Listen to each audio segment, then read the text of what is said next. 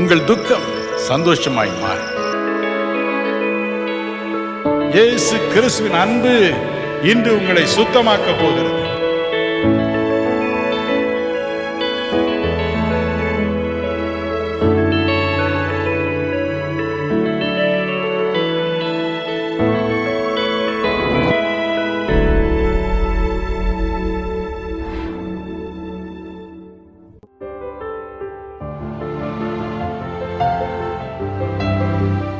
இன்றும் கூட நான் ஏசாயா 61, 2, 3 பகுதிகளுக்கு செல்வார்.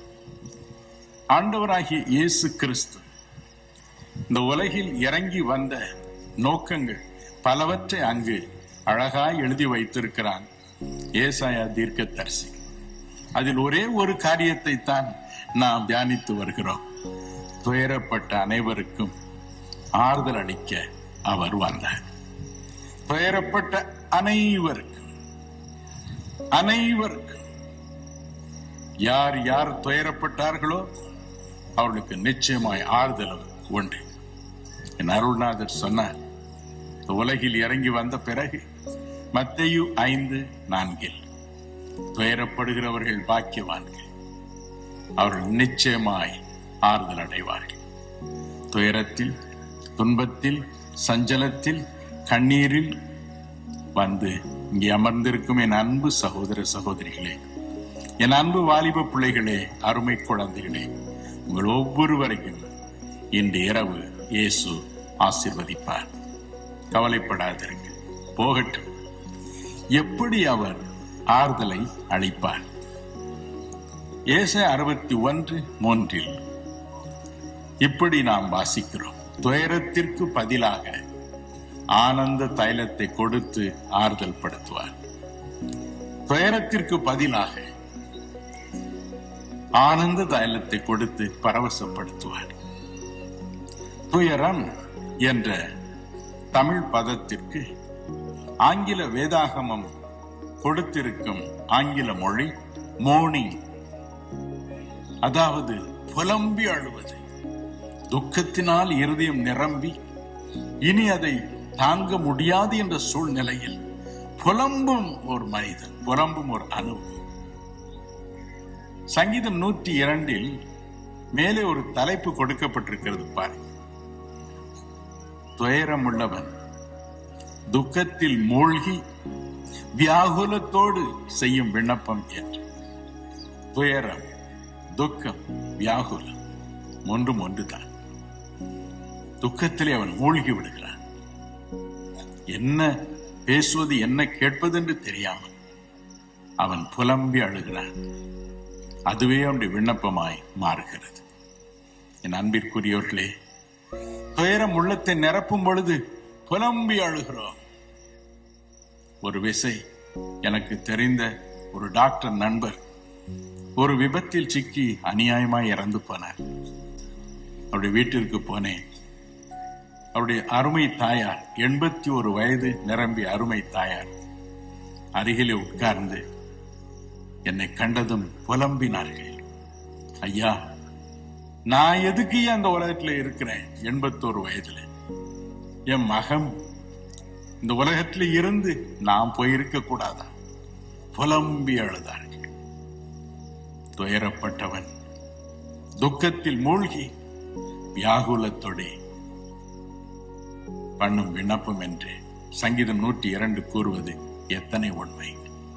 ஆனால் புலம்புவதை முழுவதுமாக மாற்றி அதே உள்ளத்தில் ஆனந்த தைலத்தை ஊற்றி ஆறுதல் படுத்தி அதே உதடுகளில், அதே வாயில் சிரிப்பை, ஆனந்தத்தை கொடுக்கவே இயேசு இறங்கி வந்தார். நான் சிறுவனாக இருந்த பொழுது சுரண்டை என்ற இதே மாவட்டத்தில் உள்ள ஒரு சின்ன ஊரில் பிறந்தேன். மடத்தூர், என்ன அருமையான பெயர் பாருங்க. சுரண்ட ஒரு அருமையான பெயர், மடத்தூர் இன்னொரு அருமையான பெயர். அங்கே என்னுடைய அத்தை ஒருவர் இருந்தார். மிகவும் அன்புள்ளவர்கள். என்றைக்கு எனக்கு விடுமுறை என்று முதலிலேயே கேட்டுக்கொள்வார்கள். அன்றைக்கு கரெக்டாக வருவார்கள். என்னுடைய துணி மணிகளை எல்லாம் அவர்களே சுருட்டுவார்கள். என்னை தூக்கி கொண்டு தன் ஊருக்கு போய்விடுவார்கள். அந்த மடத்தூரில் இருந்து குற்றாலம் மிகவும் பக்கம். அங்கே என்னை கூட்டிக் கொண்டு போவார்கள். இப்பொழுது எப்படியோ எனக்கு தெரியாது. அப்பொழுது TSR சந்தன தைலம் என்று ஒரு தைலத்தை பாட்டிலே விற்பார்கள். எல்லாரும் அதை வாங்குவார்கள். என் அத்தையும் வாங்குவார்கள். தலையில் போட்டு அதை தேய் தேய் என்று தேய்ப்பார்கள். சந்தன தைலமாய் அது இருக்கிறது. ஆனால் எனக்கோ அது துயரத்தின் தைலமாய் தோன்றும். அப்படி தேய்ப்பார்கள். தலையே ஒரு பக்கம் பீந்து விடும் போல தேய்ப்பார்கள். பேசாம இருறா, அவ்வளவு குளிர்ச்சி குளிர்ச்சி என்பார்கள். அதன் பிறகு அந்த அருவியின் கீழே போய் நின்றால் பாருங்க, என்ன மகிழ்ச்சி, என்ன மகிழ்ச்சி. அதே துயரத்தின் தைலம், சந்தன தைலம் எனக்கு ஆனந்த தைலமாய் மாறி போகும். அதன் பிறகு என் அத்தை கூப்பிடுவார்கள். போதும் வா, நான் வரமாட்டேன் என்று சொல்வேன். அந்த துயரத்தின் தைலம் ஆனந்தத்தின் தைலமாக எனக்கு காணப்படும். என் அன்பிற்குரியவர்களே, இதற்காகவே இயேசு இறங்கி வந்தார். ஒவ்வொருவருடைய வாழ்க்கையிலும் உள்ள துயர தைலத்தை, நாம் மூழ்கி கிடக்கிறோமே அந்த துயர தைலத்தை எடுத்துவிட்டு ஆனந்த தைலத்தை நமக்கு கொடுப்பதற்காக. இந்த உண்மை ஆனந்தம் நம்முடைய வாழ்க்கையில் வந்து துயரத்தை முழுவதும் போக்குவதற்காக 3 விதமான தைலங்களை அருள்நாதர் நமக்கு தருகிறார். முதலாவது உள்ள தைலத்தை நாம் உன்னத பாட்டு 1:3 என்ற பகுதியில் பார்க்கலாம். உமது பரிமள தைலங்கள் இன்பமான வாசனையுள்ளவைகள், உமது நாமம் ஊற்றுண்ட பரிமள தைலமாயிருக்கிறது. ஆகையால் கன்னியர்கள் உம்மை நேசிக்கிறார்கள். உமது நாமம், உம்முடைய பெயர் ஊற்றுண்ட பரிமள தைலமாயிருக்கிறது. அதன் வாசனை எத்தனை இன்பமாயிருக்கிறது. இயேசு கிறிஸ்துவின் பெயர் ஊற்றுண்ட பரிமள தைலம் போல் வாசனை உள்ளதாயிருக்கிறது. அந்த வாசனை இன்பமாயிருக்கிறது. என் அன்பிற்குரியவர்களே, யோவான் 1:12 சொல்கிறது, என்று நாம் அருமை இரட்சகரிடம் வந்து என்னையும் ஒரு பிள்ளையாக ஏற்றுக்கொள்ளும் என்று கெஞ்சுகிறோம். அப்பொழுது அவருடைய நாமத்தின் மேல் விசுவாசம் உள்ளவர்களாய் அவரை ஏற்றுக்கொண்டவர்கள் அத்தனை பேரும் அவருடைய பிள்ளைகளாக மாறும்படிக்கு அவர் அதிகாரம் கொடுத்தார் என்று எழுதியிருக்கிறபடியே அவருடைய பிள்ளைகளாக நாம் மாறுகிறோம். ஆனால் அதோடு காரியம் முடிந்து விடுவதில்லை. எரேமியா 14:9 படி எரேமியா தீர்க்கதரிசி சொல்கிறார், தேவனே, உம்முடைய பெயர், உம்முடைய நாமம் எனக்கு தரிக்கப்பட்டிருக்கிறதே, எங்களுக்கு தரிக்கப்பட்டிருக்கிறதே. பாருங்க, நம் ஒருவருக்கும் தெரியாமல் தேவன் நம்முடைய பெயரை நம்முடைய நெற்றியில் எழுதி இருக்கிறார். யாருக்கும் அது தெரியாது.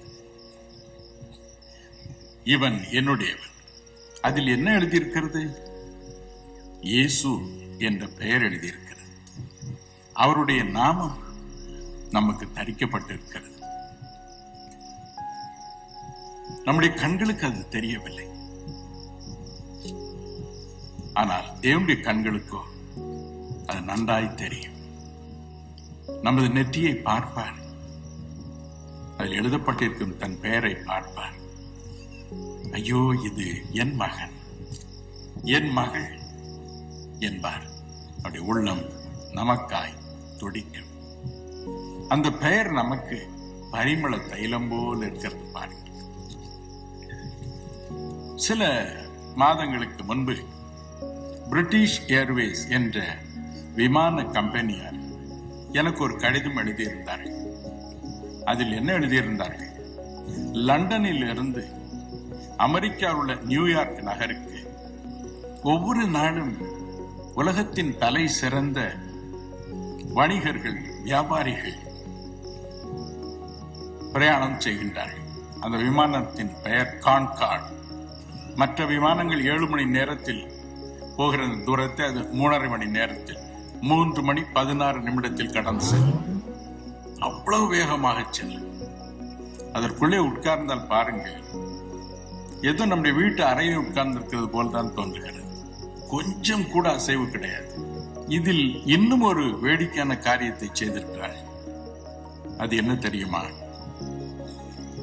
இவர்கள் போய் அங்கே கஸ்டம்ஸ், இன்னும் இமிகிரேஷன், இப்படி பல கட்டத்தை தாண்டி போக வேண்டியது இருக்கிறது. ஆனால் இந்த வியாபாரிகளுக்கோ, இவர்கள் உலகத்தின் தலை சிறந்த வியாபாரிகள் ஆகவே நேரமே கிடையாது.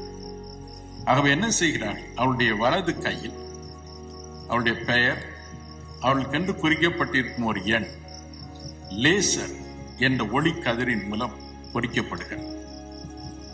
விமானத்திலிருந்து இறங்கினவுடன் வேகமாய் போவார்கள். அங்கே ஒரு குறிப்பிட்ட இடத்தில் ஒரு குறிப்பிட்ட எந்திரம் வைக்கப்பட்டிருக்கும். அதற்கு நேராக கையை நீட்டுவார்கள்.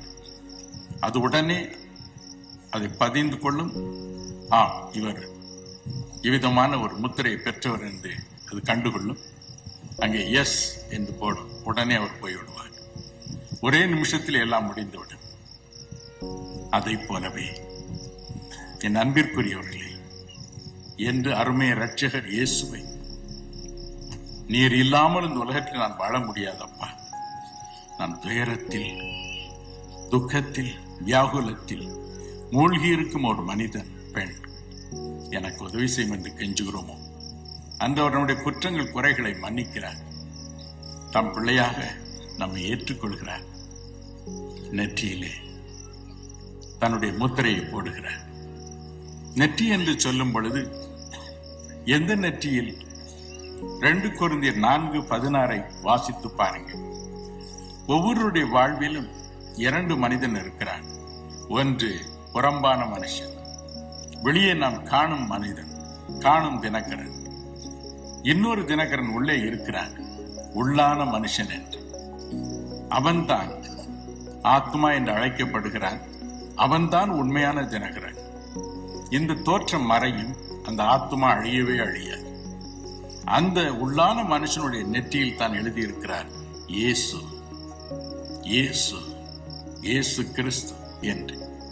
எனவேதான் வெளிப்படுத்தின விசேஷம் 22:4 இந்த வசனத்தை வாசித்து பார்க்கும் பொழுது, நாம் மோட்சம் சென்ற பிறகு அந்த உள்ளான மனிதனில் அந்த பெயர் இருக்கிறது. அது நமது தலையின் மீது பரிமள தைலமாய் இருக்கிறது. வாசனை நிறைந்த பரிமள தைலமாய் இருக்கிறது. அதனுடைய உள்ளத்தை பரவசப்படுத்துகிறது. அந்த வாசனை இன்பமான வாசனை நம்மை பரவசப்படுத்துகிறது. என் மகனுக்கு பிறந்த பொழுது 4 பெயர்களை என் வீட்டிலே என் நண்பர்கள், உற்றார் உறவினர் வைத்தார்கள். எமர்சன், ஃபெய்த், பால், அப்பாதுரை, தினகரன். 5 பேர். பேசாம இருந்தான். பிஎஸ்சி பாஸ் பண்ண உடனே கெசட்ல ஒரு அறிக்கை விட்டான், இன்று முதல் என் பெயர் பால் தினகரன் மட்டுமே. மீதி 3 பேரை தூக்கி எறிஞ்சுட்டான், வெயிட் தாங்காம. அவனுக்கு திருமணம் ஆயிற்று. அவன் மனைவியின் பேர் இவாஞ்சலின். பொதுவாக இவாஞ்சலின், மிஸ்ஸஸ் இவாஞ்சலின் பால் என்றுதான் அழைக்கப்படுவார்கள். ஆனால் அவன் சொன்னான், பால்கள்லாம் ஒண்ணு வேண்டாம், இவாஞ்சலின் பால் தினகரன் என்று இருக்க வேண்டும், அப்பா பேர் இருக்க வேண்டும் என்று சொன்னான். பிறகு சாம் பிறந்தான். சாமியல் பால் தினகரன் என்று வைத்தான். ஏஞ்சல் பிறந்தாள். ஷேரன், ஏஞ்சல், தினகரன் என்று மட்டும் வைத்து விட்டான். தன் பெயரை வைக்கவே இல்லை. அவன் சொன்னான், என் தகப்பனார் பெயர் தலைமுறை தலைமுறையாய் என் மீதும் என் பிள்ளைகள் மீதும் விளங்க வேண்டும். என் தகப்பனார் பெயர் மிக முக்கியமானது. அதுதான் எங்கள் மீது இருக்கும் ஒரு அபிஷேகம். அதுதான் இன்பமான வாசனை எங்களுக்கு கொடுக்கிறது. எல்லா இடத்திலும் ஆசீர்வாதம். எல்லா இடத்திலும் எங்களுக்கு அந்த பெயரினால் தான் வாசல் திறக்கிறது. எங்க அப்பா பெயர் இருந்தா போதும். அதே காரியத்தை தான் தேவன் செய்திருக்கிறார். தன் பெயரை நம்முடைய நெற்றியில் எழுதியிருக்கிறார், இயேசு என்ற பெயர். அது நமக்கு இனிமையான ஒரு பெயர். காரணம் என்ன? இயேசு சொல்லி போனார் யோவான் 14:14, என் நாமத்தினாலே நீங்கள் எதை கேட்டாலும் நான் அதை செய்வேன். 16:24 பாருங்கள். தன் சீடர்களை பார்த்து சொன்னார், இதுவரைக்கும் நீங்கள் என் நாமத்தினாலே ஒன்றும் கேட்கவில்லை, கேளுங்கள், உங்கள் சந்தோஷம் நிறைவாய் இருக்கும்படி பெற்றுக்கொள்வீர்கள். எனக்கு பிரியமானவர்களே, நாம் தேவனை நோக்கி ஜெபத்திலே கதறும் பொழுது, வியாகுலத்தில் கதறும் பொழுது அவர் நம்முடைய பெயரை பார்க்கிறார். நெற்றியில் தன் பெயர் இருப்பதை பார்க்கிறார். ஒரு அபிஷேக தைலம் போல, பரிமள தைலமாக அவருடைய பெயர் இருப்பதை பார்க்கிறார். அவருடைய உள்ளம் உருகுகிறது. நமக்கு வேண்டிய எல்லாவற்றையும் சந்தோஷமாய் கொடுத்து அனுப்புகிறார். ஒரு விசை டெல்லியிலே கஸ்டம்ஸ் என்று ஏர்போர்ட்ல இருக்கும் ஓர் இடத்தில் ஒரு மனிதர் சில டேப்புகளை இங்கிருந்து அமெரிக்கா கொண்டு போகிறார். ஏராளமான டேப்புகள், அத்தனையும் எங்களுடைய சொற்பொழிவுகள் அடங்கிய டேப்புகள். ஆசையில் நிறைய வாங்கி கொண்டார். அங்கிருந்த அந்த அதிகாரி, எதற்கு இத்தனை டேப்புகளை வாங்கி கொண்டு போகிறீர்கள், வியாபார நோக்கத்தோடு போகிறீர்கள் என்று அப்படி இப்படி என்று குறுக்கு கேள்விகளை கேட்டு மடக்கி கொண்டிருந்தார். அப்பொழுது அவர் சொன்னார், ஐயா, இது பிரதர் தினகரன் டேப்புங்க என்று. வேறொரு அதிகாரி வேறு பக்கம் நின்று கொண்டிருந்த ஒரு காதில் அந்த வார்த்தை விழுந்தது. ஒரே ஓட்டமாய் ஓடி வந்தார். யாரோ பிரதர் தினகரன் பேரை சொன்னாங்களே. இவர் சொன்னார், நான் தான் ஐயா சொன்னேன். என்ன, எதுக்கு சொன்னீங்க? இதான் விஷயம் என்றார். அவர் சொன்னார், உடனே எடுங்க சார் டேப்பை, போங்க பிளேனுக்கு, அந்த டேப்ல ஒன்றும் தப்பிதமா ஒண்ணு இறார் என்று சொன்னார். என் அன்பிற்குரியவர்களே, இயேசு என்ற பெயரை சொல்லும் பொழுது அது நமக்கு அபிஷேக தைலம் போல இருக்கிறது. இன்பமான வாசனை கொடுக்கும் ஊற்றுண்ட பரிமள தைலமாய் நமது தலையில் இருக்கிறது. ஆகவே தேவனுடைய கண்களிலும் நமக்கு தயவு, மனிதர் கண்களிலும் தயவு. நம்முடைய உள்ளத்தின் ஆழத்தில் என்ன வந்தாலும் சரி, நான் இந்த பெயரை சொல்லி தேவனிடத்திலே மன்றாடக்கூடும். அவர் கேட்பார், அவர் எனக்கு உதவி செய்வார்.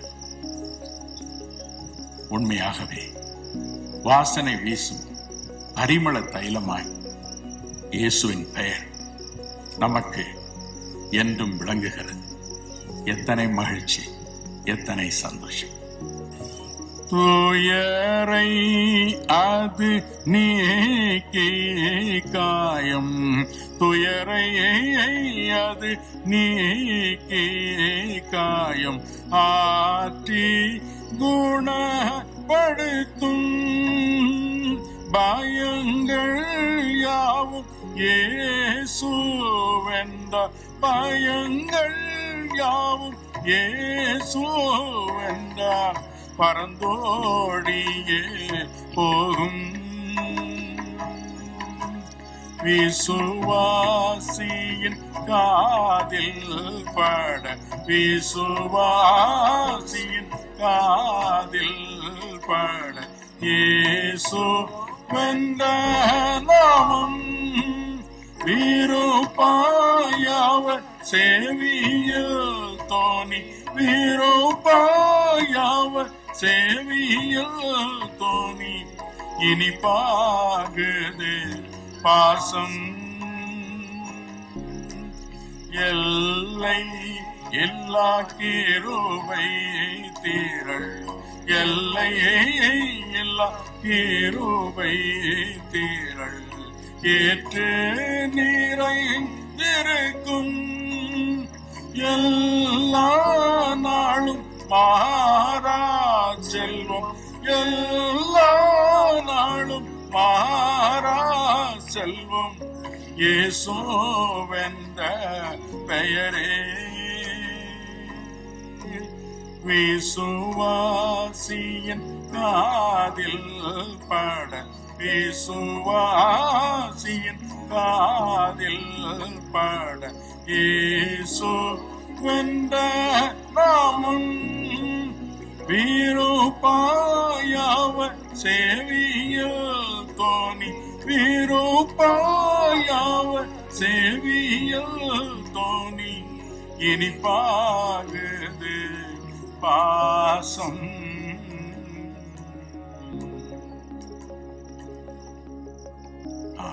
அவருடைய பெயர் பரிமள தைலமாய், இன்பமான வாசனை கொடுக்கும் பரிமள தைலமாய் நம்முடைய நெற்றியில் உள்ளான மனிதனில் இருக்கிறது. பிரியமானவர்களே, என்றைக்கு இயேசுவிற்கு உள்ளத்தை பறிகொடுத்தோம், என்றுடைய ரத்தம் நம்முடைய பாவங்களை கழுவியதோ அன்று முதல் இந்த பாக்கியம் நமக்கு கொடுக்கப்பட்டிருக்கிறது.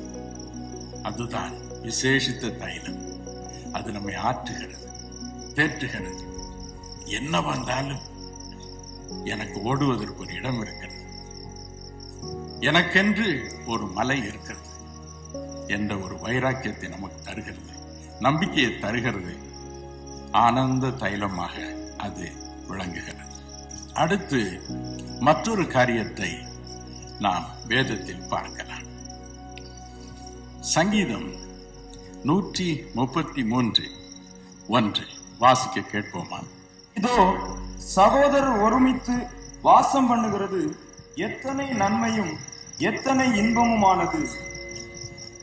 அடுத்தது வாசி. அது ஆரோனுடைய சிரசின் மேல் ஊற்றப்பட்டு அவனுடைய தாடியிலே வடிகிறதும் அவனுடைய அங்கிகளின் மேல் இறங்குகிறதுமான நல்ல தைலத்துக்கும் எர்மோன் மேலும் சீயோன் பர்வதங்கள் மேலும் இறங்கும் பனிக்கும் ஒப்பாயிருக்கிறது. சகோதரர்கள் ஒருமித்து வாசம் பண்ணுவது எத்தனை நன்மையும் எத்தனை இன்பமுமாயிருக்கிறது. அது ஆரோனுடைய சிரசில் இருந்து வடிகிற அபிஷேக தைலத்திற்கு ஒப்பாய் இருக்கிறது என்று சங்கீதக்காரன் எழுதி வைத்தான். ஆரோன் யார்? அவனுடைய சிரசில் இருந்து வழியும் இந்த அபிஷேக தைலம் எது? என் அன்பிற்குரியவர்களே, மோசே என்ற தீர்க்கன் மூலமாக தேவன் மக்கள் தம்மை வழிபடுவதற்காக ஆசரிப்பு கூடாரம் என்ற ஒரு வழிபடும் கூடாரத்தை ஸ்தாபித்தார். அதில் அவருக்கென்று ஒரு இடத்தை, மகா பரிசுத்த ஸ்தலம் என்று ஒரு இடத்தை வைத்தார்கள். அங்கே அவர் தோன்றுவார், மோசையோடு பேசுவார். எனினும் அங்கு ஊழியம் செய்வதற்கு ஆரோன் என்ற மனிதனை பிரதான ஆசாரியனாக தெரிந்து கொண்டார். யாத்ராகம் 29:5-7 வரை உள்ள வசனங்களின்படி அவனுக்கென்று சிறப்பு உடுப்புகளை உண்டு பண்ணினார். அவன் உள்ளே பிரவேசிக்கும் நாடி அவனை அபிஷேகம் பண்ணும்படி கட்டளையிட்டார். யாத்திராகமும் 30:25-30 இந்த 2 வசனங்களின்படி ஒரு சிறப்பு அபிஷேக தைலம். அந்த தைலத்தை எப்படி உண்டு பண்ணுவது என்று அவரே சொல்லிக் கொடுத்தார். அதை அவன் மீது ஊற்ற வேண்டும். அந்த அபிஷேக தைலம் அவனை பரிசுத்தப்படுத்தும் என்று சொன்னார். அதே சமயத்தில் யாத்ரா 30:31-32 பாருங்கள். இதை போல யாராவது ஒரு மனிதன் இதே அபிஷேக தைலத்தை செய்து தன்னுடைய சரீரத்தில் ஊற்றிக்கொண்டால் சரீரத்தோடு இந்த உலகில் இல்லாமல் அறுப்புண்டு போவார். He will die என்ற எச்சரிக்கையும் கொடுத்தார். அத்தனை பரிசுத்தமான ஒரு அபிஷேக தைலத்தை தேவன் தன்னுடைய ஆசாரியனுக்கென்று உண்டு பண்ணும்படி கட்டளையிட்டார். ஆனால் என் அன்பிற்குரியவர்களே, சகோதர சகோதரிகளாக இயேசு கிறிஸ்து என்ற பெயரில் இப்படி நாம் திரளாய் கூடி வரும் பொழுது அதே அபிஷேக தைலத்தை ஆரோன் மீது ஊற்றிய அதே அபிஷேக தைலத்தை நமக்கும் தெரியாமல் நம்மேல் ஊற்றி கொண்டே இருக்கிறார். எவ்வளவு பெரிய பாக்கியம் பாருங்க. ஆரோனுக்காக அதை தயாரித்த பொழுது சொன்னார், இதை போல வேறு யாராவது அபிஷேக தைலத்தை தயார் செய்து தன் மீது ஊற்றி கொண்டால் அந்த மனிதன், அந்த பெண் பூமியில் இல்லாமல் அறுப்புண்டு போவாள் என்று கோபத்தோடு சொன்ன அவர், இயேசு கிறிஸ்துவின் பெயரை நெற்றியில் தரித்தவர்களாய் அந்த பரிசுத்த தைலத்தை நெற்றியிலே, பரிமள தைலத்தை தலையிலே தரித்தவர்களாய் நாம் இப்படி கூடி வரும் பொழுது தேவன் அந்த தைலத்தை நம் மீது ஊற்றுகிறார். காரணம் என்ன? மத்தேயு 23:8 சொல்கிறது, இயேசு தன்னை பற்றி நான் உங்களுக்கு போதகர், நீங்கள் அனைவரும் சகோதரர்கள் என்று சொன்னார். மத்தேயு 12:49-50 அப்படி சொன்னார். நீங்கள் தான் என் சகோதரிகள், என் சகோதரர்கள் என்று சொன்னார். ஆனால் அதே சமயத்தில் ரோமர் 8:29 என்ன சொல்கிறது? இயேசு கிறிஸ்து நமது மூத்த சகோதரர், நமது அண்ணன். ஆகவே அவர் வரும் பொழுது எல்லாம் தலைகளாய் மாறுகிறது. அவரிடமிருந்து ஒரு அபிஷேக தைலம் புறப்பட்டு வருகிறது. அந்த அபிஷேக தைலம் என்ன? உன்னத பாட்டு 1:2 வாசிக்க கேட்போமா? அவர் தமது வாயின் முத்தங்களால் என்னை முத்தமிடுவாராக. உமது நேசம் திராட்சை ரசத்தை பார்க்கிலும் இன்பமானது. இயேசு கிறிஸ்துவின் நேசம், இயேசு கிறிஸ்துவின் அன்பு, இயேசு கிறிஸ்துவின் மனதுருக்கம் திராட்சை ரசத்தை பார்க்கிலும் இன்பமானது. இயேசு எங்கே இருக்கிறாரோ அங்கே அன்பு என்னும் ஒரு நலத தைலம் பாய்ந்து செல்லும். எங்கெல்லாம் இயேசு கிறிஸ்து உலாவுகிறாரோ அங்கெல்லாம் இணையற்ற அன்பு என்னும் அவருடைய பாசம் ஒரு தைலமாக மத்தியிலே இறங்கி வருகிறது. ஆகவே தான் தேவன் சொன்னார், இதை போல ஒரு அபிஷேக தைலத்தை மனிதன் யாரும் உண்டாக்கி அனுபவிக்க கூடாது என்று சொன்ன அதே தேவன் சொன்னார், சகோதர சகோதரிகளாய் இயேசு கிறிஸ்துவின் பெயரில் நீங்கள் கூடி வரும் பொழுது அதே அபிஷேக தைலம், ஆரோனை பரிசுத்தமாக்கி அதே அபிஷேக தைலம் உங்கள் மீதும் வரும்படி செய்வேன். எப்படி? இயேசுவின் அன்பு என்ற ரூபத்தில் வரும்படி நான் செய்வேன். கவலைப்படாதீர்கள் பிரியமானவர்களே, இன்று நீங்கள் பாக்கியவான்கள், இன்று பாக்கியவதிகள்.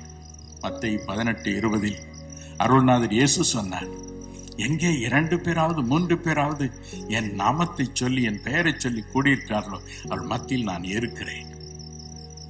என்னிடமிருந்து என் அன்பு பரிமள தைலம் போல பாய்ந்து செல்லும். சிறப்பு அபிஷேக தைலமாய் என் அன்பு சகோதர சகோதரிகள் மீது இறங்கும் என்று சொன்னார். நீங்கள் இன்று பாக்கியவான்கள், நீங்கள் இன்று பாக்கியவதிகள். இயேசுவின் அன்பு என்னும் அபிஷேக தைலம் உங்களுக்கும் தெரியாமல் உங்கள் சிரசின் மீது இப்பொழுது இறங்கிக் கொண்டிருக்கிறது. விவரிக்க முடியாத அந்த அன்பு ஒரு தைலம் போல இப்பொழுது இறங்கிக் கொண்டிருக்கிறது. நீங்கள் பாக்கியவான்கள். பல ஆண்டுகளுக்கு முன்பே வங்கியில் வேலை செய்து கொண்டிருந்த ஒரு உயர் அதிகாரி இப்படி சொன்னார், சார், எங்கள் குடும்பம் பெரிய குடும்பம், நிறைய சகோதரர்கள், நிறைய சகோதரிகள். ஆனால் எங்களுக்கு ஒரு மூத்த அண்ணன் இருக்கிறார். அவருக்கு திருமணம் ஆகி குழந்தை இல்லை. ஒரு குறிப்பிட்ட ஊரில் அவர் வாழ்கிறார். லீவு வந்துவிட்டால் போதும், எங்கள் பிள்ளைகள் எல்லாம் அண்ணன் வீட்டிற்கு போய்விடுவார்கள். ஏனென்றால் அண்ணனுக்கு இந்த குழந்தைகளை கண்டால் அவ்வளவு பாசம், அவ்வளவு இஷ்டம். லீவு முடியும், சில பிள்ளைகள் சொல்வார்கள், பெரியப்பா நான் இங்கே இருந்து படிக்கிறேன் பெரியப்பா, நான் ஊருக்கு போகல என்பார்கள். உடனே அவளை எந்த பள்ளியில் சேர்க்க வேண்டுமோ, எந்த கல்லூரியில் சேர்க்க வேண்டுமோ, எந்த பொறியியல் கல்லூரியில் சேர்க்க வேண்டுமோ சேர்த்து விடுவார். அவரே பணம் கட்டி விடுவார், அவரே உடைகள் வாங்கி கொடுத்து விடுவார். ஒரு செலவும் பெற்றோருக்கு கிடையாது. பெற்றோர் குறிப்பிட்ட தேதி வரும் பொழுது தேடி பார்ப்பார்கள், என்னன்னு இந்த பயலை காணோம். உடனே தொலைபேசி மூலம் கேட்பாள், என்னன்னே இன்னும் என் மகன் வரலையே ஊருக்கு, அவன் வரமாட்டான்டா, அவன் இங்கேயே பள்ளிக்கூடத்தில் சேர்ந்துட்டான், இங்கே சேரணும்னு சொன்னா இங்கேயே சேர்த்துட்டேன், இஸ் ஆல் ரைட், அவ்வளவுதான். அவர் சொன்னார், எங்க அண்ணனை பாருங்க சார், என் பிள்ளைய கொண்டு போய் வச்சு எவ்வளவு பண செலவு, விதம் விதமான புடவை அல்லது விதம் விதமான துணிமணி வகைகள், எவ்வளவு செலவு படிக்க வைக்க ஒரு காசு வாங்க மாட்டார் எங்க அண்ணன். என்ன அருமையான ஒரு மூத்த அண்ணனை கடவுளை எனக்கு கொடுத்திருக்கிறார். கண்ணீர் விட்டு அழுதார். நமக்கும் ஒரு மூத்த அண்ணன் உண்டு, அவர்தான் இயேசு. நமக்காக சிலுவையில் தன் ரத்தத்தை சிந்தினவர். கலாத்தியர் 2:20 சொல்லுகிறது, என்னில் அவர் அன்பு கூர்ந்து எனக்காக தம்மையே ஒப்புக் கொடுத்தார். வெறும் உலக பணம் மட்டுமல்ல, துணிமணிகளை மட்டுமல்ல, தன் அன்பை வாரி இறைத்தார். சிலுவையில் நமக்காய் தொங்கினார். இன்றைக்கு நாம் இப்படி கூடும் பொழுது பிரியமானவர்களே, அவளோடு வருகிறார். என் பிள்ளையை பார்த்து ரொம்ப நாள் ஆச்சு, என் மகனை பார்த்து ரொம்ப நாள் ஆச்சு, என் தம்பியை பார்த்து ரொம்ப நாள் ஆச்சு, என் அண்ணனை பார்த்து ரொம்ப நாள் ஆச்சு என்று அவளோடு ஓடி வருகிறார். நம் அனைவருக்கும் மூத்த சகோதரன். நம் அனைவருக்கும் அவர்தான் மூத்த சகோதரன். அவருடைய நேசம் பரிமள தைலங்களிலும் இன்பமானது.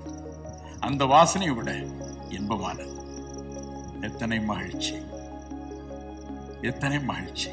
நீங்கள் எவ்வளவு பாக்கியவான்கள். இன்றிரவு நீங்கள் பாக்கியவான்கள். உலக பிரகாரமாக என் நண்பருக்கு இருந்த மூத்த அண்ணன் பிள்ளைகள் கேட்ட எல்லாவற்றையும் வாரி இறைத்தார். நம் பரலோகத்திலிருந்து இறங்கி வரும் நம் அன்பு அண்ணன் இன்றிரவு நீங்கள் கேட்கிற எல்லாவற்றையும் கொடுக்க மாட்டாரா? உங்கள் நோய்களை தீர்க்க மாட்டாரா?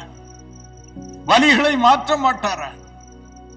கட்டிகளை மறையும்படி செய்ய மாட்டாரா? 14 வருஷம் எனக்கு கண்ணு தெரியலையா, இன்னைக்கு இயேசு திறந்தார். உடம்புல 2 கட்டி இருந்ததுயா. நானே ஒரு டாக்டர் வேலைக்கு படிக்கிற வாலிபன். 2 கட்டியும் அப்படியே மறைஞ்சதுயா. நான் அவரை பார்த்தேன்யா. ஒவ்வொருடைய சாட்சியும் இனிமையானது. இதெல்லாம் நடப்பதற்கு காரணம் என்ன? அன்பு. இயேசு கிறிஸ்துவின் நேசம், அவருடைய பாசம். என் அன்பிற்குரியவர்களே, மனம் கலங்காதிருங்கள். இன்று இரவும் இயேசு கிறிஸ்துவின் நேசம், அன்பு ஆரோனின் சிரசின் மீது இறங்கிய அந்த சிறப்பு அபிஷேக தைலம் போல உங்கள் மீது இறங்கிக் கொண்டிருக்கிறது.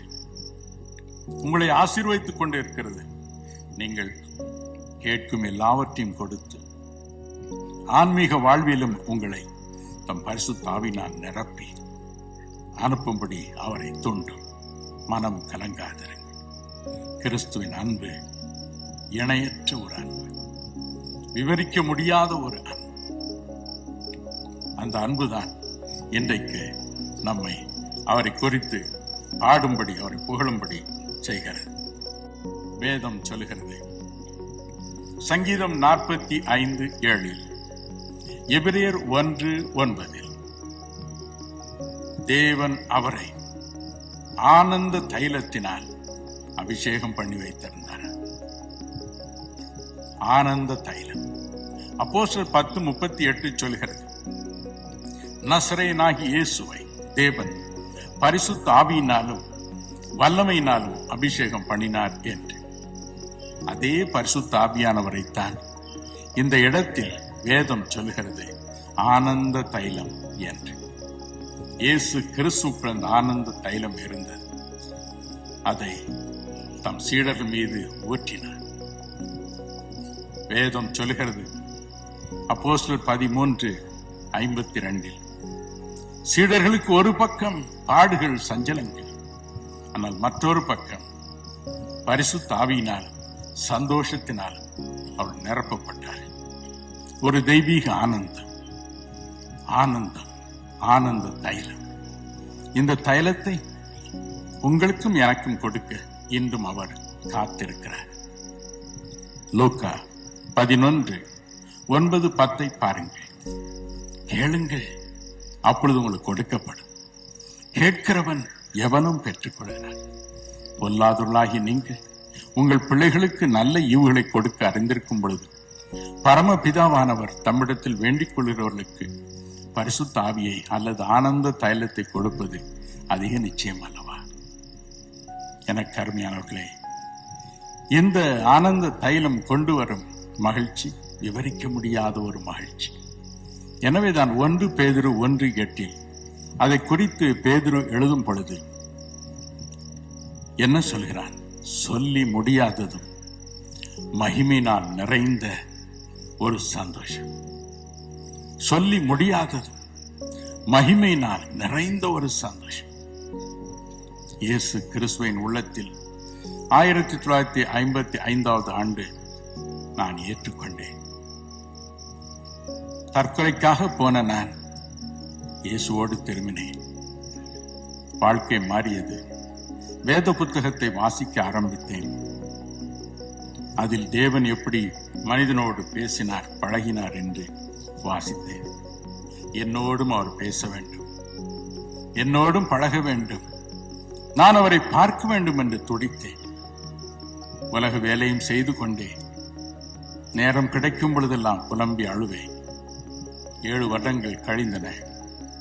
1962 அக்டோபர் மாதம் 10ஆம் தேதி வேலை முடித்து வீடு திரும்பினார். இரவு குடும்ப ஜெபத்திற்காக அன்று வந்திருந்த விருந்தினரோடு கூட முழங்காலில் நின்ற பொழுது அந்த நேரத்தை இயேசு தெரிந்து கொண்டார். வானம் திறந்தது. அந்த இடம் முழுவதும் அவருடைய பிரசன்னத்தினால் நிறைந்தது. வானத்திலிருந்து ஒரு ஜோதி இறங்கி வந்தது. அந்த ஜோதியில் தேவகுமாரனாக இயேசு நிற்பதை பார்த்தேன். அவர் சொன்னார், நானே கிறிஸ்து. உன் முழு இருதயத்தோடும் நீ என்னை தேடினபடினா நானே புறப்பட்டு வந்தேன் உன்னை ஆசீர்வதிக்க என்று. ஐயோ, என் உள்ளத்தில் என்ன பரவசம் என்கிறீர்கள்! அந்த ஆனந்தத்தை விவரிக்கவே முடியாது. அவரை பார்த்து சிரித்தேன், சிரித்துக் கொண்டே இருந்தேன். அத்தனை ஆனந்தம், விவரிக்க முடியாத ஒரு ஆனந்தம். அவரை பார்த்த பொழுது அவர் 3 மணி நேரம் என்னோடு பேசினார். என் வாழ்க்கையின் பல காரியங்களை பற்றி பேசினார். எதிர்காலத்தில் என்னை கொண்டு செய்ய போகும் காரியங்களை பற்றி பேசினார். பேச பேச பேச மதுரமாய் இருந்தது. 3 மணி நேரம் 3 வினாடி போல கழிந்து போயிட்டு. அன்று 62ஆம் ஆண்டு ஆரம்பித்த அந்த தொடர்பு தான். 36 ஆண்டுகள் அவரோடு நடந்து வந்திருக்கிறேன். துயரம் ஒரு பக்கம் நெஞ்சை அடைக்கும். வேதனை உயிரை மாய்த்துக் கொள்ளலாமா என்ற எண்ணத்தை கொண்டு வரும். மறு வினாடி தேவனுடைய ஆவியானோர் என் மீது இறங்குவார். அங்கே இயேசு தோன்றுவார். மலர் முகத்தை நான் பார்ப்பேன். என்னை மறந்து விடுவேன், கவலைகளை மறந்து விடுவேன். ஆனந்த தைலம் இயேசுடமிருந்து புறப்பட்டு வரும்.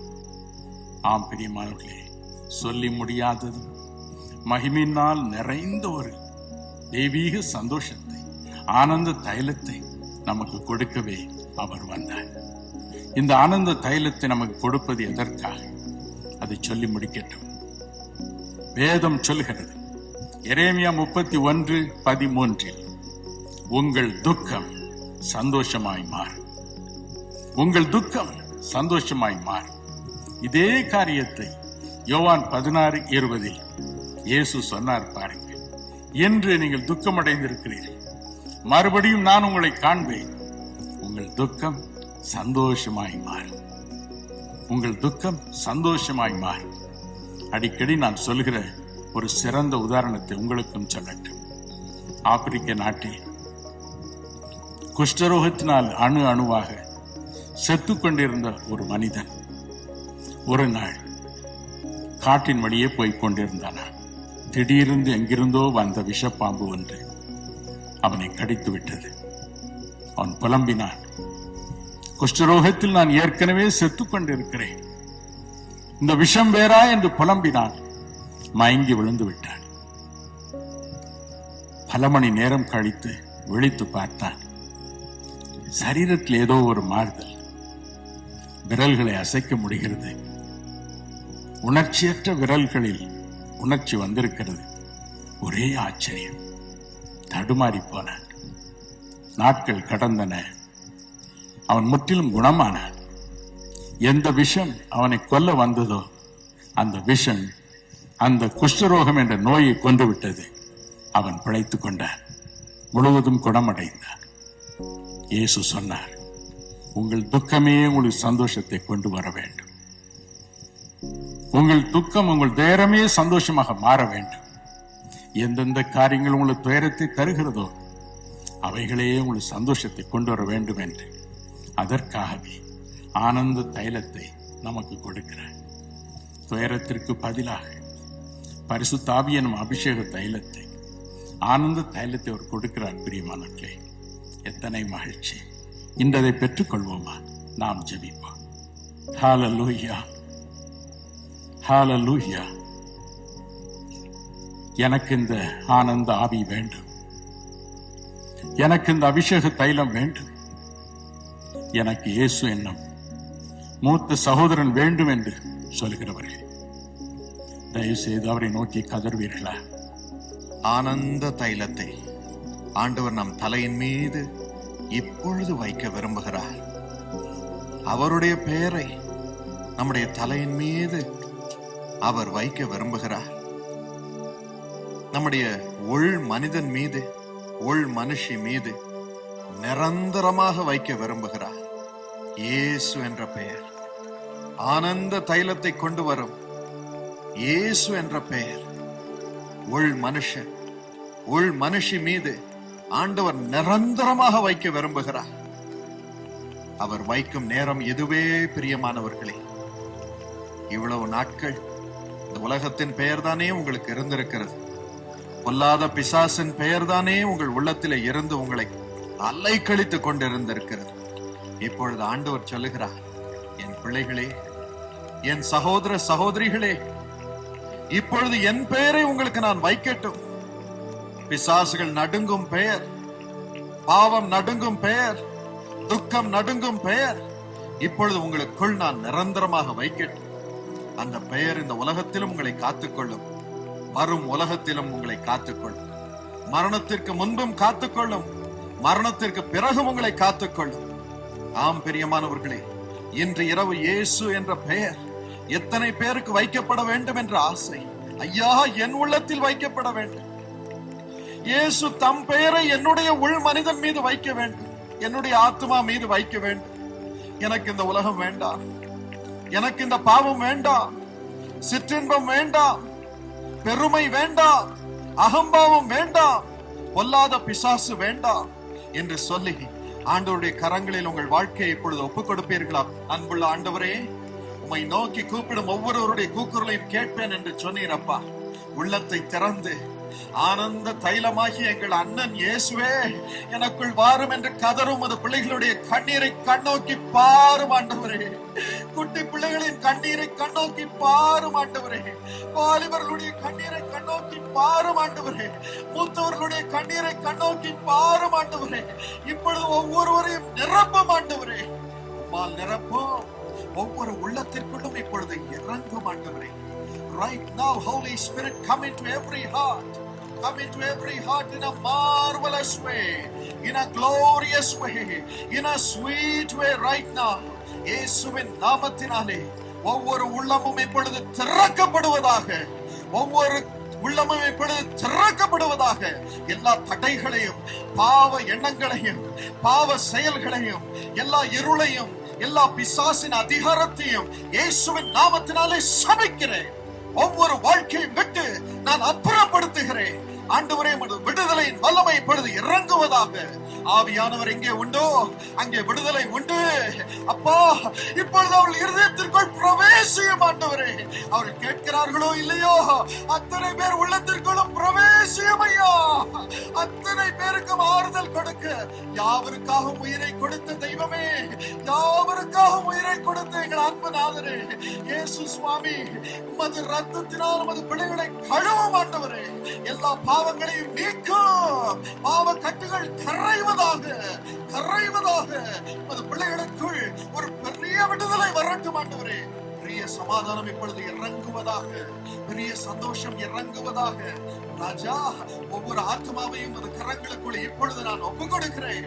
உமது ஊழியனாக நீர் எனக்கு கொடுத்த அதிகாரத்தின்படி ஒவ்வொரு ஆத்மாவையும் இயேசுவுக்கென்று இப்பொழுது நான் எடுத்துக் கொள்கிறேன். ஹல்லேலூயா. உமது வல்லமை இறங்குவதாக, இறங்குவதாக ராஜா. ஒவ்வொரு ஆத்மாவுக்குள்ளும், ஒவ்வொரு வாழ்க்கைக்குள்ளும், ஒவ்வொருவருக்காகவும் மரித்த நீர் இப்பொழுது பிரவேசியும் ஆண்டவரே. பிரவேசியும் ஐயா, பிரவேசியும் ஐயா. ஒருவராவது கெட்டு போவது உமக்கு சித்தம் அல்ல. ஒவ்வொருவரும் ஆனந்த தைலத்தை பெற வேண்டும், ஒவ்வொருவரும் பாக்கியத்தை பெற வேண்டும், ஒவ்வொருவரும் பரலோகம் போக வேண்டும் என்பதுதான் உமது சித்தம் அப்பா. ஆண்டவரே, அறியாமையினா இருதயத்தை மூடி வைத்திருக்கும் ஒவ்வொருவர் இருதயத்தின் இயேசுவின் நாமத்தினாலே இப்பொழுது உடைத்து திறக்கிறேன். ஒவ்வொருவர் மீதும் உமது ஆவியை ஊற்றும் ஐயா. விடுவிக்கும் ஆவியானவரை இறங்கி வாரும் ஆண்டவரே, இறங்கி வாரும் ஆண்டவரே, இறங்கி வாரும் ஆண்டவரே. ஒவ்வொரு ஆத்மாவையும் விடுவியும் ஆண்டவரே. உமது ஜீவன் இறங்குவதற்காக நன்றி, இறங்குவதற்காக நன்றி. கவலை மறைவதற்காக நன்றி, துக்கம் மறைவதற்காக நன்றி, சஞ்சலம் மறைவதற்காக நன்றி, ஏமாற்றம் மறைவதற்காக நன்றி. கோடா கொடி நன்றி, கோடா கொடி நன்றி அப்பா.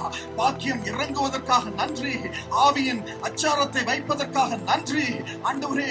உமது பிள்ளைகளை ஆவியினால் நிரப்புவதற்காக நன்றி, ஆவியினால் அவர்கள் இருதயத்தை ஆட்கொள்வதற்காக நன்றி. ஒரு நாளும் ஆண்டவருடைய பெயர் அழிந்து போகாதபடிக்கு ஆவியானவரை அவர்களுக்குள் இறங்கி அவர்களை இப்பொழுது முழுவதுமாக ஆட்கொள்வதற்காக நன்றி ஆண்டவரே. உமது ஜீவன் இறங்குவதற்காக நன்றி, ஜீவ ஆவியானவரை இறங்குவதற்காக நன்றி.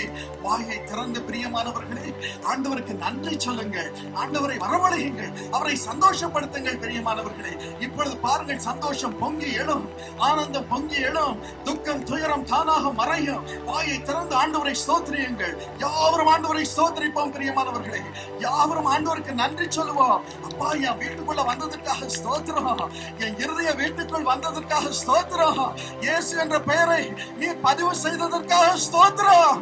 பிசாசு உள்ளே இனிமேல் வராதபடிக்கு நீர் முழுவதுமாக ஆட்கொண்ட தயவுக்காக நன்றி, ஆட்கொண்டதற்காக நன்றி. வாயை திறந்து யாவரும் ஆண்டவரை சந்தோஷப்படுத்தும்படி, ஆண்டவரை வரவேற்கும்படி, ஆண்டவரை ஸ்தோத்திரியுங்கள். நன்றி என்று சொல்லுங்கள், மகிமை என்று சொல்லுங்கள், அல்லேலூயா என்று சொல்லுங்கள், ஆண்டவருக்கு ஸ்தோத்திரம் என்று சொல்லுங்கள். எப்படி சொல்ல வேண்டுமோ சொல்லுங்கள், ஆண்டவரை சந்தோஷப்படுத்துங்கள். இப்பொழுது உங்கள் உள்ளம் சந்தோஷத்தினால் நிறைகிறது. கடவுள் இறங்கி கொண்டிருக்கிறார், கடவுள் இறங்கி கொண்டிருக்கிறார், இறைவன் இறங்கி கொண்டிருக்கிறார். உங்களுக்குள்ளேயே தங்க போகிறார், நிரந்தரமாக தங்க போகிறார், பரலோகம் கொண்டு போய் சேர்க்கும் வரை தங்க போகிறார். மகிமையின் வல்லமை இறங்கி கொண்டிருக்கிறது. ஆண்டவரே, மனம் இறங்கி உமது பிள்ளைகள் உமக்காக செய்தது எல்லாவற்றின் அளவின்படியே சுவாமி நீர் அம்மிக்கு குலுக்கி சரிந்து விழும்படி அவர்கள் மீது உமது ஆசீர்வாதத்தை வருஷிக்க பண்ண வேண்டும் என்று இயேசுவின் நாமத்தினாலே நான் ஜெபிக்கிறேன். ஆண்டவரே, உமது பாக்கியம் உமது பிள்ளைகள் மீது இறங்குவதாக ராஜா. உலக சகல ஆசீர்வாதங்களும் பாக்கியங்களும் 100 மடங்கு உமது பிள்ளைகள் மீது இப்பொழுது வானத்தை திறந்து நீர் போட வேண்டும் என்று நான் கெஞ்சுகிறேன். ஆண்டவரே, ஆண்டவரே, உமது பிள்ளைகள் அத்தனை பேரையும் பிசாசின் பிடியிலிருந்து விடுதலை செய்யும் ஐயா. இருள் நீங்கட்டும் சுவாமி, இருள் நீங்கட்டும் அப்பா. பாக்கியம் நிறைவாய் பெருகட்டும். உள்ளத்தை திறந்து பிரியமானவர்களே, இப்பொழுது அற்புதம் உங்கள் சரீரத்திலே நடந்து கொண்டிருக்கிறபடியினால், கர்த்தர் அற்புதத்தை தந்து கொண்டிருக்கிறபடியினால், வாயை திறந்து இருதயத்தை திறந்து சந்தோஷமா ஆண்டவரை ஸ்தோத்திரியுங்கள், ஸ்தோத்திரியுங்கள். பிரியமானவர்களே, அவருடைய சுகமளிக்கும் வல்லமை இந்த இடம் முழுவதையும் பாய்ந்து சென்று கொண்டிருக்கிறது. பிசாசு ஓடுகிறான், நோய் ஓடுகிறது. ஹல்லேலூயா. விடுதலையின் ஆவி உங்கள் மீது இறங்கி கொண்டிருக்கிறார். உமக்கு நன்றி ஐயா. பாக்கியத்தை கொடுத்த அன்பு நாதரே உமக்கு நன்றி, பாக்கியத்தை கொடுத்த அன்பு நாதரே உமக்கு நன்றி, சுகத்தை கொடுத்த அன்பு நாதரே உமக்கு நன்றி. காலை உதறி பாருங்கள், கையை உதறி பாருங்கள், இருதய நோய் மறைந்திருக்கிறது. ஹல்லேலூயா. மிஸ்டர் பர்னபாஸ், கர்த்தருடைய வல்லமை உங்கள் மீது இறங்கி இருக்கிறது. மனதார ஆண்டவரை ஸ்தோத்திரியுங்கள், மனதார ஆண்டவரை ஸ்தோத்திரியுங்கள். எல்லா பில்லி சூனிய பிசாசின் செய்கையும் இப்பொழுது உங்கள் வாழ்க்கை விட்டு நிரந்தரமாக நீங்குகிறது. நீங்கள் வெட்கப்பட்ட அதே இடத்திலே கர்த்தர் உங்களை 2 மடங்கு கனப்படுத்துவார். கர்த்தருடைய வல்லமை இறங்கி கொண்டிருக்கிறது. யார் இந்த ஜஸ்டின்? ஜஸ்டின், உங்களுக்கு பொறுப்புகள் அதிகம். இந்த உலகத்திலே அதிகமான பொறுப்பு எனக்கு இருக்கிறது, என் தோளின் மீது இந்த பொறுப்பு இருக்கிறது, என்னால் தாங்க முடியவில்லை என்று தவிக்கும் சகோதரன் ஜஸ்டின், கர்த்தர் இந்த பொறுப்புகளை எடுத்துக் கொள்கிறார். அவரே உங்களுக்காக யாவையும் செய்து முடிப்பார். நன்மையான ஈவுகளை நிறைவாய் தருகிறார். பாக்கியசாலியாக எல்லாரும் உங்களை போற்றும்படியாக கர்த்தர் உங்களை உயர்த்தி வைப்பார். அவரே உங்களுக்காக யாவையும் செய்து முடிப்பார். கர்த்தருடைய வல்லமை இறங்கி கொண்டிருக்கிறது. யார் இந்த சகுந்தலா, சிஸ்டர் சகுந்தலா, கர்த்தருடைய வல்லமை உங்கள் மீது இறங்கி கொண்டிருக்கிறது. ஆண்டவரே, எனக்கு நிறைவான பாக்கியத்தை கொடுத்திருக்கிறேன், ஆனால் என் குடும்பத்திற்கு அது வேண்டுமே, ஒவ்வொருவரும் நிரம்ப வேண்டுமே என்று கண்ணீர் விடும் அன்பு சகோதரி, இப்பொழுது ஆண்டவருடைய வல்லமை உங்கள் குடும்பத்தின் மீது இறங்குகிறது. பாக்கியம் நிறைவாய் பெறுகிறது. God's power is falling right now. Mister Herbert, நீங்கள் சொல்லுகிறீர்கள், நான் அதிகம் படிக்க விரும்பினேன், ஆனாலும் என்னால் முடியவில்லை. கர்த்தர் ஞானத்தை தந்து என்னை உயர்த்த வேண்டும். God has to perform a miracle. Give me wisdom and raise me up. கர்த்தருடைய ஞானம் இப்பொழுது வல்லமையாக உங்கள் மீது இறங்கி கொண்டிருக்கிறது. உங்களில் பலர் ஞானத்திற்காக ஜெபித்துக் கொண்டிருக்கிறீர்கள் என்று பரிசுத்த ஆவியானவர் எனக்கு சொல்லுகிறார். ஞானம் வேண்டும் என்று சொல்கிறவர்கள் கரத்தை உயர்த்துங்கள். கர்த்தருடைய வல்லமை இப்பொழுது உங்கள் மீது இறங்கும். ஞானவான்களாக கர்த்தர் உங்களை மாற்றுவார். இயேசுவின் பெயர் உங்கள் மீது இருக்கிறது. பிரியமானவர்களே, இயேசுவின் ஞானம் உங்கள் மீது இறங்கும். பரீட்சை எழுத போகும் ஒவ்வொரு மாணவிக்காகவும் விசேஷமாக ஜெபிக்கும்படி பரிசுத்த ஆவியானவர் எனக்கு சொல்லுகிறார். அநேகம் பேர் இருக்கிறீர்கள். ரோஸ், யார் இந்த ரோஸ்? கர்த்தருடைய வல்லமை உன் மீது இறங்குகிறது. நீ அதிகமாக இதற்காக ஜெபித்து வந்திருக்கிறாய். கர்த்தருடைய வல்லமை இறங்குகிறது. ஞானம் வேண்டும். வேலையிலே ஞானம், படிப்பிலே ஞானம், குடும்பத்தை நடத்த ஞானம், ஊழியத்திலே ஞானத்தின் வரம் எனக்கு வேண்டும் என்று சொல்கிறவர்கள் கரங்களை உயர்த்துங்கள். ஞானத்தின் ஆவியானவர் இப்பொழுது உங்கள் மீது இறங்கி கொண்டிருக்கிறார். God's power is falling right now. இயேசுவின் வல்லமை இறங்கி கொண்டிருக்கிறது.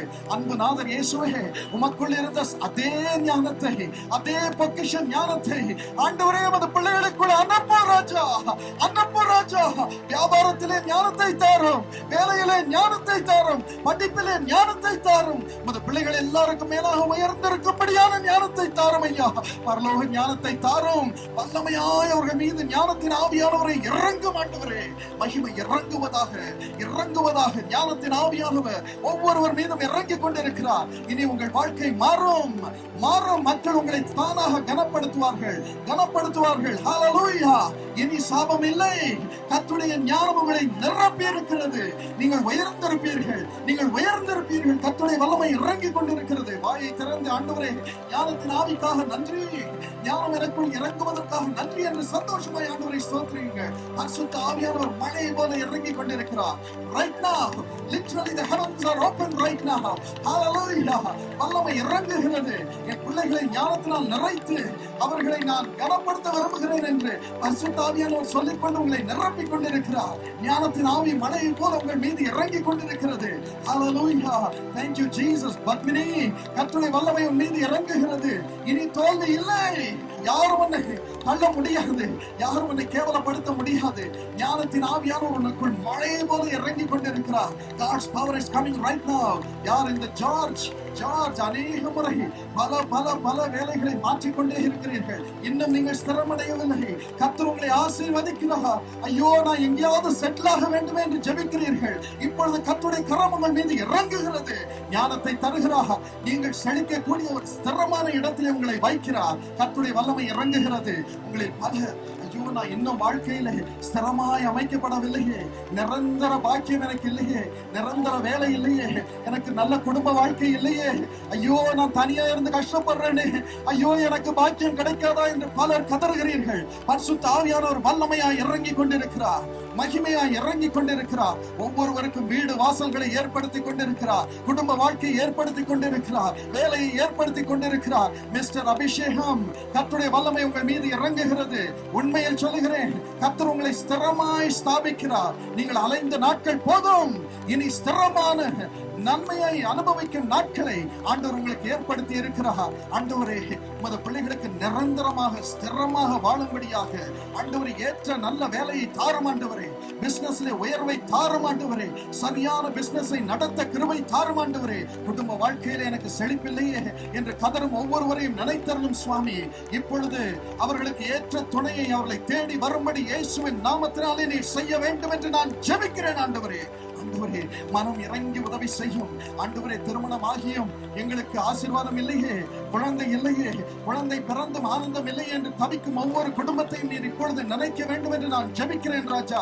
ஆண்டவரே, குழந்தை இல்லாத ஒவ்வொரு கர்ப்பத்திலும் இப்பொழுது உமது வல்லமை பாய்ந்து செல்வதாக, அவர்கள் இருவர் மீது உமது வல்லமை இறங்குவதாக ராஜா. குழந்தை அந்த கர்ப்பத்திலே இப்பொழுது வையும் ஆண்டவரே. Right now, Holy Spirit, இப்பொழுது நீர் இங்கே இருப்பதினால் அந்த கர்ப்பத்திற்குள் பாய்ந்து சென்று ராஜா, தயவு செய்து ஆண்டவரே ஒரு குழந்தையை வைக்க வேண்டும் என்று நான் ஜெபிக்கிறேன். குடும்ப வாழ்க்கையை ஸ்திரப்படுத்தும் ஆண்டவரே, குடும்ப வாழ்க்கையிலே சந்தோஷத்தை ஸ்திரப்படுத்தும் ஆண்டவரே. நிறைவாய் உமது வாக்கியம் இறங்குவதற்காக நன்றி. பலர் சொல்லுகிறீர்கள், ஆண்டவரே எனக்கென்று ஒரு வீடு இல்லையே, எனக்கென்று தங்க ஒரு இடம் இல்லையே, எவ்வளவு நாள் நான் இப்படி தனிமையில் இருப்பது, எவ்வளவு நாள் என் பிள்ளைகளுக்கு நான் பாரமாய் இருப்பது என்று சொல்லுகிறீர்கள். பிரியமானவர்களே, இப்பொழுது கர்த்தர் உங்களுக்கு ஒரு வீட்டை தருகிறார். உண்மையில் சொல்லுகிறேன், பண வசதியை அவரே ஏற்படுத்துவார், அவரே வீட்டை தேடி தருவார், அவரே கட்டி எழுப்புவார். இப்பொழுது அந்த ஆசீர்வாதம் உங்கள் மீது இறங்கும்படியாக பரிசுத்த ஆவியானவர் ஜெபிக்கும்படியாக என் உள்ளத்திலே ஏவுகிறார். ஒவ்வொருவரும் எனக்கு வீடு வேண்டும், என் வீட்டை கட்டி முடிக்க வேண்டும், வீடை கட்ட பணம் வேண்டும் என்று சொல்லுகிறவர்கள் கையை உயர்த்துங்கள். இப்பொழுது கர்த்தர் உங்கள் வாழ்க்கையை ஆசீர்வதிக்கும்படி அந்த பாக்கியத்தை நிறைவாய் தந்து உங்கள் வாழ்க்கையை ஸ்திரமாய் அமைக்கும்படியாக ஜெபிக்க போகிறேன். அன்புள்ள ஆண்டவரே, உமது பிள்ளைகளை கண்ணோக்கி பாருமையா, அவர்கள் திக்கற்றவர்கள் அல்ல என்பதை நிரூபிக்கும்படி அன்பு தகப்பனே, உமது பிள்ளைகளுக்கு ஒரு வீட்டை கட்டி எழுப்பு ராஜா. அவர்களுடைய திட்டத்தின்படி அல்ல, உமது அளவின்படி செய்யும் ஆண்டவரே, உமது அளவின்படி செய்யும் ஆண்டவரே, உமது அளவின்படி செய்யும் ஆண்டவரே. மனம் இறங்கி அவர்கள் தங்கக்கூடிய அழகான ஒரு வீட்டை கட்டி எழுப்பு ராஜா. அதில் இருக்கும் தடைகளை இயேசுவின் நாமத்தினாலே சபிக்கிறேன், நரகத்திற்கு தூக்கி எறிகிறேன். ஆண்டவரே, இந்த பாக்கியத்தை நிறைவாய் தருவதற்காக நன்றி. அவள் வீட்டிலே சந்தோஷமாய் வாழ்ந்திருக்கும்படி இந்த பாக்கியத்தை தருவதற்காக நன்றி. ஒவ்வொரு வாழ்க்கையும் இப்பொழுது நீர் ஸ்திரப்படுத்துவதற்காக நன்றி. ஆகவே விசுவாசத்தோடு யாவரும் கரங்களை உயர்த்தி ஆண்டவரை ஸ்தோத்திரிப்போமா? இந்த வாக்கியங்களை எல்லாம் தந்த ஆண்டவரை ஸ்தோத்திரிப்போமா? வாக்கியங்களை எல்லாம் தந்த ஆண்டவரை ஸ்தோத்திரியுங்கள் பிரியமானவர்களே. ஹல்லேலூயா!